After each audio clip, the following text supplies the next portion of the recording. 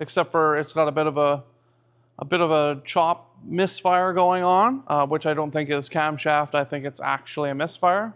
So I'm going to show you a little trick I learned a long time ago on how to diagnose a misfire. It will help you get to the right cylinder when, of course, you don't have a computer that knows which cylinder is misfiring. All you need is some vacuum line.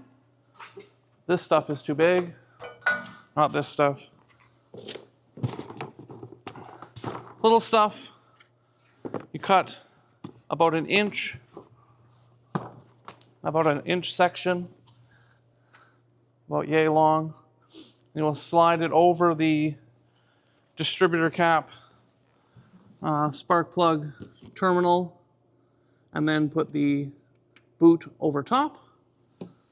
And then the other tool you'll need is a test light, which I forgot to grab. And then you just need to start the engine. Well, you just need a decent engine ground. And then you can start shorting out one cylinder at a time. I don't know if you can really see it with that camera. Here, let me get you this one over here. That one doesn't appear to be doing any sparking. Oh yeah, there's a spark. If you hold the test light just far enough away, you'll see the spark. But if you don't, if you just touch it right on there, anywhere on the rubber vacuum line will short that cylinder out. And then you just have to listen with your ears, and you will hear which one makes the difference. That one definitely makes a difference. You can hear that it sped back up after I got off of that one, so it made a difference. Another thing you can do is you can take your temp gun and point it down at the exhaust manifold headers and check the temperatures near the outlet. And see, back here on number 8, I've got about 40 more degrees, which tells me that it's hotter and therefore leaner.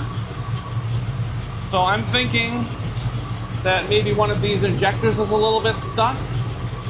Luckily on this engine, you can actually touch the injectors and you can feel them pulsing. You can kind of check their heartbeats. Now I can feel here that number 4, it's clicking real good and hard. Number 2, it's pretty good. Number 6, I don't feel much. Number 8, it's a little bit better. So I think most of the problem right here is stuck injectors. But that's one quick way you can check to see which cylinder is doing the misfiring.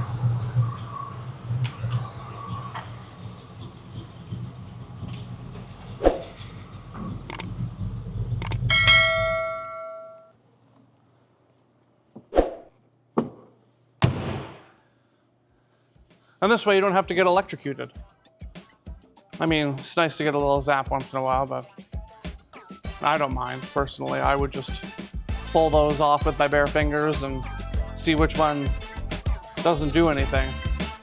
But I'm a little braver than most, and I've got a little more internal resistance. See, that camera just decided to shut off again all by itself.